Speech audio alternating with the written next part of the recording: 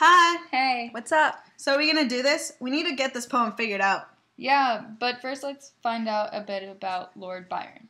So he was born January 22nd, 1788, and even at an early age, he was crazy.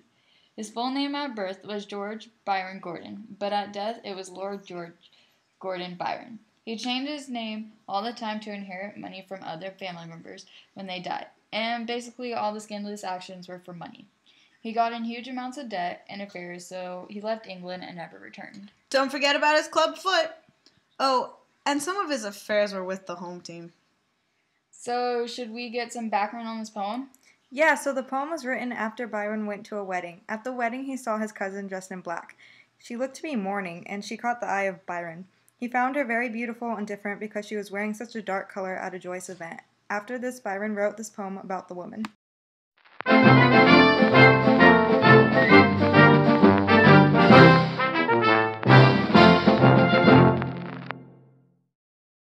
She walks in beauty like the night of cloudless climes and starry skies, and all that's best of dark and bright meet in her aspect and her eyes, thus mellowed to the tender light which heaven to gaudy day denies.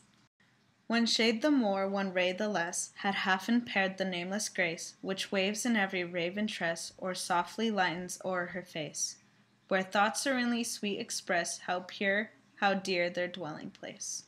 And on that cheek and o'er that brow, so soft, so calm yet eloquent, the smiles that win, the tints that glow, but tell of days and goodness spent. A mind at peace with all below, a heart whose love is innocent.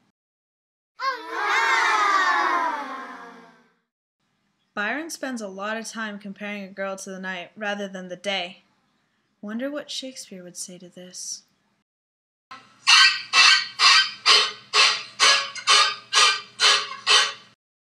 Well, who cares what he says? Yeah, he compared woman to day, but that's just disgusting. Byron does it right with the night.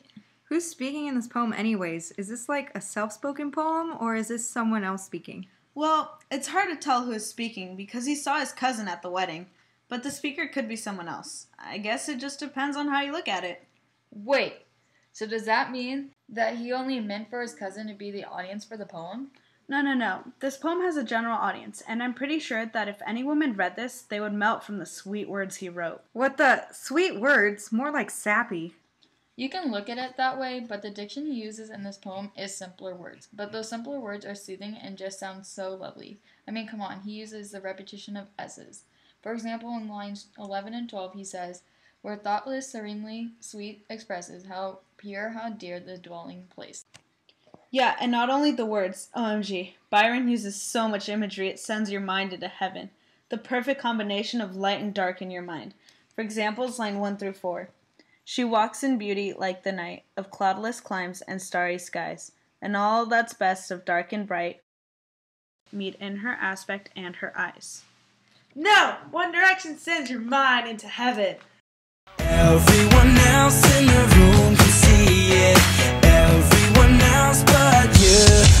Baby, you light up my world like nobody else. The way that you flip your hair gets me overwhelmed. But when you smile at the ground, it ain't hard to tell. You don't know you're beautiful. Okay, anyways, back to the poem. Don't you think that the structure of this poem helps with the admiring tone that Byron has towards the unnamed woman? Yeah, the whole poem has a nice flow to it, and there really isn't any shifts in it, so it doesn't break up his mojo. Okay, sweet. So basically the form of the poem is just 18 lines with A, B, A, B, A, B for the first stanza, C, D, C, D, C, D for the second, and E, F, E, F, E, F for the last stanza. It's also an iambic tetrameter poem. Cool story, bro. So can someone please explain to me how the tone is created in this lovey-dovey poem? Well, Byron just had a wonderful way with words. The syntax of this poem helps give the poem its nice flow to help with the admiring tone. Yeah, dude, he just keeps on making everything so smooth and cheesy. It's so cute, I could puke.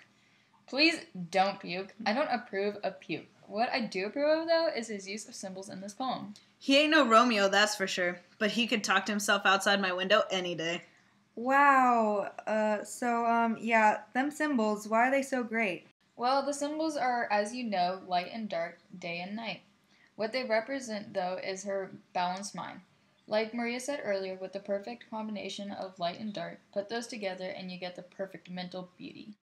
She's so responsible. She gon' make sure she leaving time to get home, get ready for work, or get ready for class. Because Shorty made sure this business and accounting know her mama proud. Mental beauty? What? Are you saying she ugly? Well, yeah, ish. She has dark hair and wore all black. She's like the emo kid in the corner that tries to get attention by being depressed. That's a bit harsh. And besides, it's not about her physical beauty, it's her mental state that makes her so pretty and attractive. Basically, it is one of those romantic characteristics. It's anti-materialism. That makes sense. He doesn't push for physical beauty at all. He just wants a girl that has the brain. Went to Howard, her hair strong, her mama tossed her legs long. She went to college and got a master's, now she bringing that bread home. Roll up. Yeah, and there is also feelings, nature, and a lot of feelings. Well, yeah, feelings make sense. He is falling head over heels for this chick. It reminds me of a song. When I look into your eyes, it's over. You got me hooked with your love controller. I'm tripping and I could not get over. I feel lucky like a four-leaf clover. I'm into you, I'm into you, I'm into you, yeah. Come on. I'm into you, I'm into you, I'm into you, I'm into you, yeah. And nature? Well, nature is day and night, heaven, and all that good stuff in there that he compares her to. Alright, so this poem is interesting, I guess. He's such a romantic. I love him! Okay, so I'll see you guys later. Adios! Ciao!